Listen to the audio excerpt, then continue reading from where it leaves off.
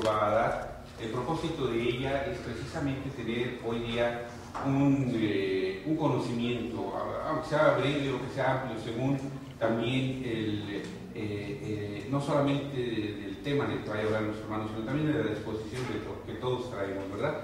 Creo que todos estamos aquí porque es de nuestro interés aprender. Ya saben todos el tema, ¿verdad? El tema se llama Jesús de Nazaret, los judíos y los gentiles. Ese es el tema. ¿Cuál es la importancia para nosotros de este tema? Dar a conocer a un Jesús que a través de la historia lo hemos catalogado muchas veces muy cristiano, muy católico, muy cristiano. Eso es lo que el mundo ha enviado a través de todas las religiones. Y por otro lado, a veces decimos es el primer judío de todos los judíos conocidos. ¿Qué tan ciertas son estas verdades? ¿Qué tan judío es Jesús y qué tan cristiano es Jesús? ¿Sí? Ese es el tema que nos va a dar precisamente nuestro hermano ministro. Y saber y conocer muchas de las cosas que la historia, a través de estos 2010 años que tenemos, más o menos, porque ya saben que los cálculos todo el mundo dice que fallan 4 años, etcétera. Creo que esa no es la parte importante, sino la parte importante es conocer al verdadero Jesús. ¿Qué tan judío es? ¿Qué tan cristiano es? ¿Cuál es la verdad de todo eso? ¿Cuál es su mensaje? ¿Cuál es su labor? ¿Qué tanto nos puede beneficiar o aprender esto? A lo mejor pasa desapercibido este conocimiento, o a lo mejor es la punta de la información que necesitamos nosotros para predicar y para vivir la vida que el Señor Jesucristo nos da. Para esto, este es parte del tema, y para esto nuestro hermano ministro Ángel Rubén Romero Rivera es nuestro presidente de la asociación. Nos ha preparado una serie de conferencias que estamos dando en cada una de las congregaciones. Esta no es la primera, ni tampoco será en este caso la última que demos en este tema. Hay más por venir, está planeada, con la bendición de Dios se podrán lograr y están a todas ellas invitados. También tenemos material de las que han pasado y preparando material de las futuras. Nuestro hermano ministro es una persona que tiene más de 40 años en el ministerio. Él trabajó con los primeros, conoció a los primeros pioneros de la religión israelita judío-cristiana que vino en los años 30 a la República Mexicana, llegada de los Estados Unidos desde luego.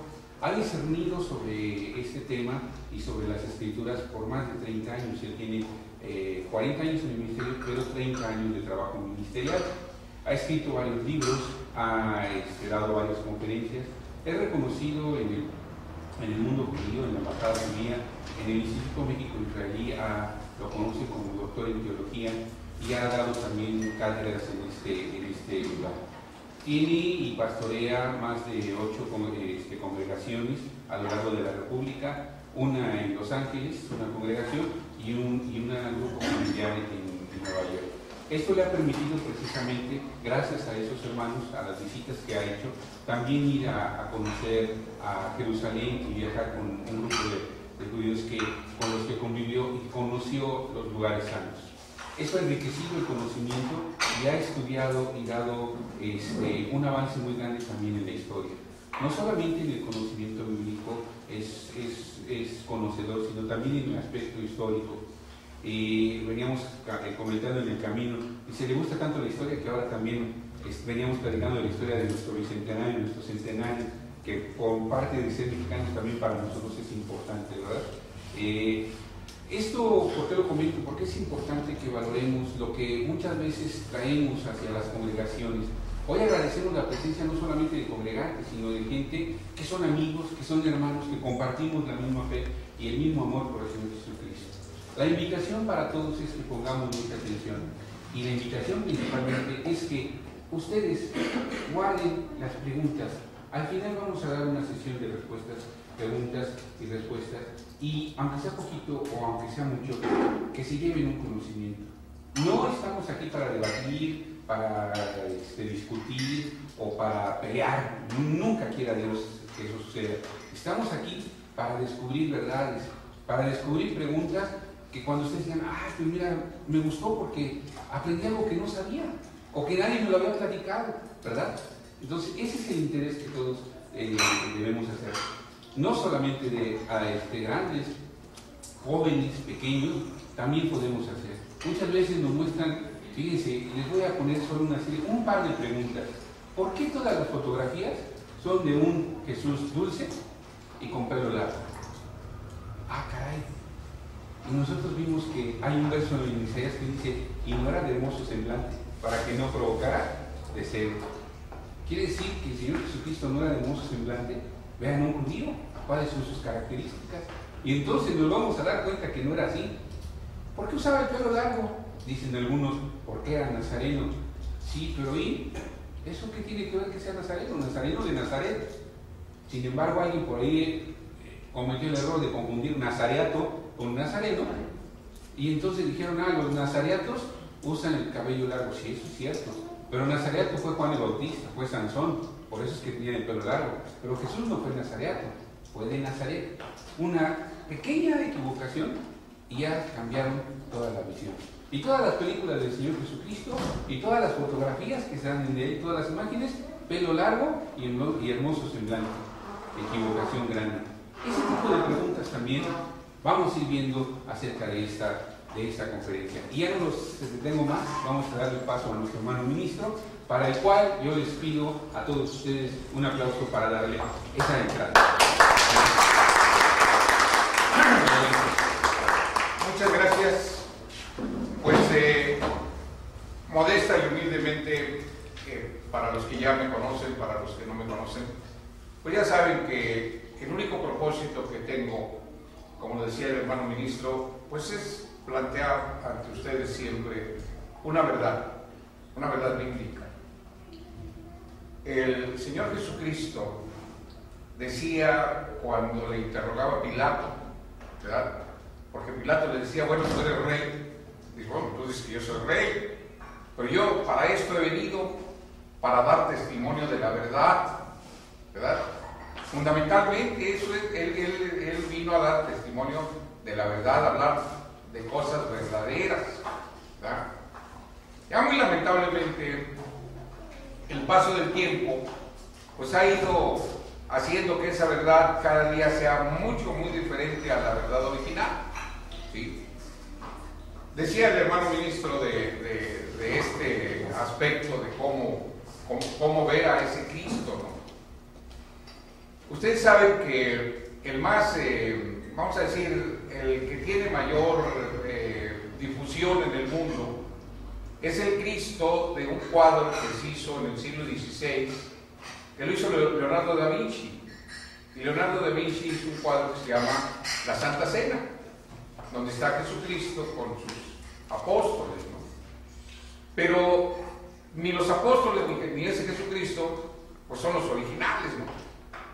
Es como cuando ustedes ven en el cine, ahorita que se están pasando las películas de la independencia y la revolución, bueno, ven ustedes a un Pancho Villa, ven a un Zapata, ven de la independencia al cura Hidalgo, etcétera. Bueno, son actores, personas que tomaron para que representaran el papel, pero no son ellos. Y en el cuadro de Leonardo da Vinci pues son personas que tomó Leonardo da Vinci para que representaran el papel de Jesucristo y de cada uno de los apóstoles. Cuando yo estaba estudiando en la secundaria, me enseñaron, me dijeron que en esa búsqueda encontró Leonardo da Vinci que su personaje de Cristo y el personaje de Judas eran la misma persona, y que tuviéramos cuidado al analizar que Judas estaba de perfil y el Señor Jesucristo estaba de frente, pero que era la misma persona. Entonces, todo esto que estamos viendo, vamos viendo cómo la realidad se va cambiando y ya no es exactamente lo mismo. El tema es uno de los temas que me permití recordar, ya lo había escrito yo desde hace muchísimos años, pero esto me permitió recordar porque hay un documento que pudiéramos decir es como el parteaguas de la Iglesia Católica. Es el antes y el después, ¿sí? Tengo aquí, como decía el hermano ministro, he escrito varios libros. Este es una combinación de cosas que yo escribí y cosas que ya estaban escritas. Este libro, si lo alcanzan a ver, probablemente sí lo alcancen a ver. Dice aquí, catolicismo y judaísmo, el diálogo entre judíos y cristianos, 40 años de Nostra Aetate, textos de Juan Pablo II y Benedicto XVI. ¿Sí? Este libro, como dice aquí, salió del Centro de Estudios Judeocristianos de la Arquidiócesis de Madrid. En el volantito de la propaganda que sacó nuestro hermano el doctor, dice aquí, ¿qué dice el excelentísimo y reverendísimo cardenal arzobispo de Madrid, don Antonio María Rocco Varela? Aquí el libro empieza precisamente con el prólogo de este señor, ¿verdad? Y decíamos, aquí se van a vertir cuestiones que la Iglesia Católica dice, ¿verdad? Pero que antes de no había dicho. Su postura era completamente diferente, totalmente diferente, ¿sí? Pero ya aquí no solamente lo dice el libro, sino que el libro vierte las opiniones. Hay tres personajes, pues vamos a decir los más importantes en el libro, que son Juan XXIII, que fue el que presidió el Concilio Vaticano II, que se dio entre el año de 1862 a 1865. Después Juan Pablo II, que fue uno de los más importantes impulsores de esta idea. Y ahora Benedicto XVI. Benedicto XVI no ha mucho, hace unos meses atrás, habló de que era necesario, si alguno de ustedes lo leyó, que era necesario una reevangelización de la Iglesia. ¿Sí? Creemos, por lo que dicen las Sagradas Escrituras, que se van acercando a dos cosas que me vienen ahorita a la memoria. Una de ellas, que es un texto que está fuera del edificio de la Organización de las Naciones Unidas en Nueva York, para considerar, para ver exactamente esta posición de la Iglesia Católica. Me permití hoy leerles los textos, los poquitos que les voy a leer, precisamente de la Biblia Católica. ¿Sí? Esta Biblia es precisamente la que fue, pues vamos a decir, la traducción de la Vulgata latina al español, y que es del licenciado Félix Torres Amat, uno de tantos escritores católicos. Él escribió esta Biblia. ¿Sí? Y dice esta Biblia, en el capítulo 2 del libro del profeta Isaías, para considerar exactamente lo que les estoy diciendo respecto de estas palabras que se encuentran a la entrada del edificio de las Naciones Unidas, y que es algo que pues estamos esperando, ¿verdad?, que acontezca al fin de los días. Dice: cosas que vio Isaías, hijo de Amós, tocante a Jerusalén y a Judá. En los últimos días el monte en que se erigirá la casa del Señor tendrá sus cimientos sobre la cumbre de todos los montes, y se elevará sobre los collados, y todas las naciones acudirán a él. Y vendrán muchos pueblos y dirán: ea, subamos al monte del Señor y a la casa del Dios de Jacob, y él mismo nos mostrará sus caminos, y por sus sendas andaremos, porque de Sión saldrá la ley, y de Jerusalén la palabra del Señor. Y él será el juez supremo de todas las gentes, y convencerá de error a muchos pueblos, de los cuales sus espadas forjarán rejas de arado y hoces de sus lanzas, y entonces no se vainará la espada de un pueblo contra otro, ni se destruirán más en el arte de la guerra. Oh vosotros de la casa del Señor, venid y caminemos a la luz del Señor o de su Mesías. Como dice aquí, esto es una cosa futura. Precisamente el pueblo de Israel y nosotros, ¿verdad?, que heredamos la doctrina del pueblo de Israel, esperamos el advenimiento, nosotros el segundo advenimiento de Jesucristo, y ellos el advenimiento del Mesías. Y en esos días del reinado del Mesías, como dice aquí, que es lo que está ahí en el edificio de la ONU, dice que no se alzará más espada espada contra espada, ni habrá guerra. Y que de Sión, o sea, de Jerusalén, saldrá la ley y la palabra del Señor. En otra parte de otro profeta, que es el profeta Zacarías, en el capítulo 8 dice que en aquellos entonces, a lo mejor no está muy lejos ese entonces, ¿no? Por lo que estamos viendo de este Concilio Vaticano II, dice que 10 gentes de todas las tribus, de todas las lenguas del orbe, van a agarrar la falda de un judío y le dirán: iremos contigo porque hemos oído que Dios está con vosotros. O sea, que Dios está con el pueblo judío. Este Concilio II y las opiniones que dan ¿cómo se llama? Las personas que escribieron sobre lo que habló Juan Pablo II. Juan Pablo II, como ustedes saben, fue un papa que recorrió muchos lugares del mundo, inclusive estuvo en Jerusalén, estuvo también en la sinagoga de Roma y dijo muchas cosas muy interesantes, muy importantes. En primer lugar, decíamos, el Concilio Vaticano II es un parteaguas. Antes del concilio se tenía de la Iglesia Católica una concepción terrible de los judíos. En primer lugar, los acusaban de la muerte de Jesucristo, de que eran malvados, de que era, bueno, todo lo peor del mundo pasaba a causa de ellos. La solución final que tomó desde 1933, la idea que tomó desde 1933 Adolfo Hitler, era que con el exterminio de los judíos se iban a acabar todos los males de la tierra, sobre todo los males de Alemania, porque ellos eran los causantes de todos los males de la tierra. Eso era una idea que se compartía con la concepción que se tenía del judío hasta antes del concilio, sobre todo que eran los causantes de la muerte y que por haber matado al Mesías, ¿sí?, y otros habían pues vamos a decir, regados sobre toda la tierra, y donde quiera que iban los odiaban, los perseguían y hacían un montón de cosas, ¿no?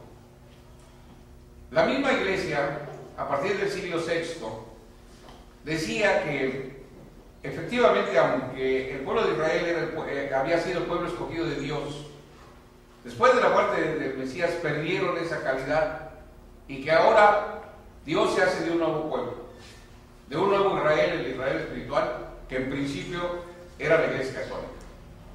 Y que la Iglesia Católica tenía el derecho, desde su fruto de la tierra prometida, tenían el derecho de arbitrar en cuestión religiosa, etcétera, etcétera, porque ahora ellos eran el pueblo escogido. Y entonces se da una persecución contra los judíos por casi 2000 años, oficialmente hasta este concilio. Porque aunque el concilio ya reconoce otros detalles diferentes, ¿verdad?, de todas maneras, la adversión que la mayor parte de la gente siente por los judíos, pues ahí sigue. Y si alguno de ustedes se asoma por una iglesia católica, nunca van a oír al obispo, o al arzobispo, o al sacerdote, o a nadie van a oír que hable en favor del pueblo judío, como lo recomendó inclusive Juan Pablo II, ¿no? Les voy a leer algunas cosas para que ustedes consideren. Dice: Jesús, lo mismo que sus apóstoles y en gran parte de sus primeros discípulos, nació el pueblo judío. Él mismo, revelándose como Mesías e Hijo de Dios, fue el portador de un mensaje nuevo en el Evangelio y presentó como el cumplimiento y la perfección y la revelación del anterior. Jesús afirma también que habrá un solo rebaño y un solo pastor.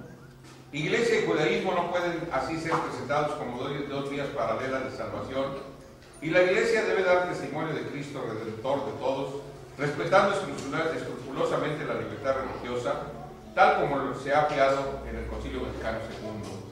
Acuérdense, hermanos, que todo lo que les estoy hablando lo está hablando o lo habló en su momento Juan Pablo II, ¿sí? Esto es lo que él habló. Dice, Jesús era judío, ¿sí? Y no ha dejado nunca de serlo. Su ministerio se limitó voluntariamente a las ovejas perdidas de la casa de Israel. Jesús era plenamente un hombre de su tiempo y de su ambiente, el ambiente judío-palestino, del siglo I después de Cristo, cuyas angustias y esperanzas ha compartido esta afirmación, y no es más que una acentuación de la realidad de la encarnación y del sentido mismo de la historia de la salvación, como nos ha sido revelado en la Biblia. Pero por otra parte, no cabe duda que quería someterse a la ley y fue circuncidado y presentado al templo como cualquier otro judío de su tiempo. Fue educado para observarla y respetar la ley e invitaba a obedecerla. El ritmo de su vida estaba marcado por la observancia de las peregrinaciones con ocasión de las grandes fiestas, y ello desde su infancia. Con frecuencia se ha notado en el Evangelio de Juan la importancia del ciclo de las fiestas judías y da una serie de textos. Dice, es siempre el pueblo de Israel, es siempre el pueblo electo. O sea, ya en el Concilio Vaticano II, ya no afirmaron que habían perdido su elección y que ahora ellos eran el pueblo elegido, no, sino que ya reconocen que sigue siendo el pueblo judío el pueblo electo. Dice, el olivo legítimo en el cual han sido injertadas las ramas del olivo silvestre, que son los gentiles. El libro que les presento, que les leía yo, y que dice exactamente que es precisamente el que habla de las relaciones entre la Iglesia Católica y los judíos, presenta todos los detalles de todo lo que habló Juan Pablo II y de lo que ahora en estos días habla Benedicto XVI. Y en todos ellos, en todas estas partes que están hablando, están reconociendo al pueblo judío como el pueblo elegido de Dios, que jamás ha perdido esa calidad de pueblo electo. Por esa razón, por lo que se ha hablado en este concilio, todo lo que tiene vamos a decir, de razonamientos, de conocimiento, de la idea que ahora tiene la Iglesia sobre el pueblo judío, está precisamente en un documento que se suscribió en este concilio y que se llama Nostra Aetate. Nostra Aetate, que quiere decir nuestro tiempo, y en la parte cuarta precisamente se habla de este reconocimiento. Ahora ellos dicen que todas las iglesias evangélicas son para ellos hermanos separados, ¿sí? Pero que el pueblo de Israel son los hermanos mayores, ¿sí? Ya lo ponen muy por encima de cualquier otro grupo. Y como les leía a ustedes, reconocen que Jesucristo, el bendito Salvador, es un judío perfecto, ¿sí? Ahí hay una situación muy difícil que al final les voy a plantear. Pero entonces, cuando yo escribí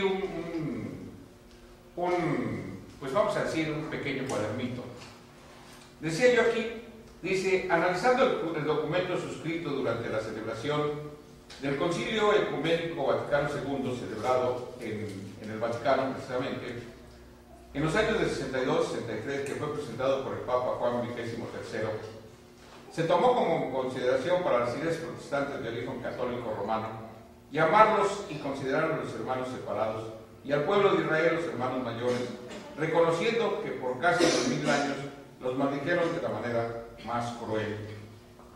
En la Iglesia de Dios Israelita, Administración Valle Gómez, se quiere dar a conocer diversos estudios escritos por el ministro Ángel Rubén Romero Rivera, en el que Dios le permite llegar a 69 años de vida y 40 de militancia religiosa y casi 34 años del ministerio. O sea, esto que está escrito en el libro me da a mí la razón de lo que yo antes de esto yo ya había escrito. Este tema que hoy les presento lo escribí hace muchos años, y precisamente ahí, antes de que yo conociera el libro, pues ya había yo analizado de la misma manera que ellos lo están diciendo, había yo analizado esta situación de Jesucristo, el bendito Salvador, ¿no? De que era, y así lo escribí en el cuadernito, el perfil de Jesús de Nazaret. Su perfil 100% judaico. Les vuelvo a repetir por qué 100% judaico. En primer lugar, como lo reconoce la misma Iglesia Católica, la Iglesia Católica en esas cosas que escribió, pues está como para que se metan en un problema muy duro, muy difícil, ¿no? Porque en primer lugar dice que nació, como está escrito, de una virgen judía o de una joven judía en estado de virginidad, para entenderlo mejor, ¿verdad? Que fue circuncidado al 8º día, que fue presentado en el templo a los 40 días, que como dice el Evangelio de Lucas, el niño crecía y se henchía de sabiduría y la gracia de Dios era sobre él. Y cuando tenía 12 años, que es lo de algunas de las cosas que acabamos de leer, dice que él y su familia tenían por costumbre subir a Jerusalén a hacer un mandamiento divino que dice 3 veces en el año, me celebraréis fiesta. Y lo ven en la fiesta de Pascua, ¿verdad? Y se despierde y lo encuentran a él a sus 12 años, hablando de cuestiones de la ley, ¿verdad? Él en esa edad era un hombre, y fíjense bien lo que tratan de hacer, entender bien muchos ministros, ¿no? Él creció y fue hombre, y tenía esa capacidad. Hoy yo creo que para nosotros no es asombroso ver a un niño, yo lo acabo de ver en la televisión, un niño que como cerca de 3 o 4 años ya tenía certificado de primaria. Y en este momento hay problema por la legislación que no está muy clara para darle su certificado de preparatorio. Y el niño tiene 9 años y ya está a nivel preparatoriano y habla 5 idiomas y juega ajedrez. No sé si alguno de ustedes lo vio en la televisión, este niñito, ¿ya? Entonces, así, si ustedes quieren entender lo mismo, Jesucristo a esa edad, 12 años, era ya un maestro, ¿sí? Muy afortunadamente, la mayor parte de la preparación que él tenía era dentro de las cosas que son de Dios, ¿verdad? Luego dice que cuando regresa de Jerusalén a Nazaret, está sujeto a sus padres y lleva la misma vida que llevó hasta los 12 años, de los 12 a los 30, ¿verdad? Y que él sigue conociendo, aumentando su conocimiento de las cosas que son de Dios, para que aparezca a los 30 años, para ser bautizado en el Jordán, ¿sí? Por Juan, y para que sea, como dice también la Sagrada Escritura, ¿verdad? En ese momento, ungido del Espíritu Santo. ¿Para qué? Para llevar las buenas nuevas, ¿verdad? Para llevar ese mensaje que vamos a ver a través del desarrollo del tema. Ese mensaje que ni sus pues vamos a decir, sus hermanos judíos entendieron, ni tampoco creo en este tiempo la humanidad ha entendido.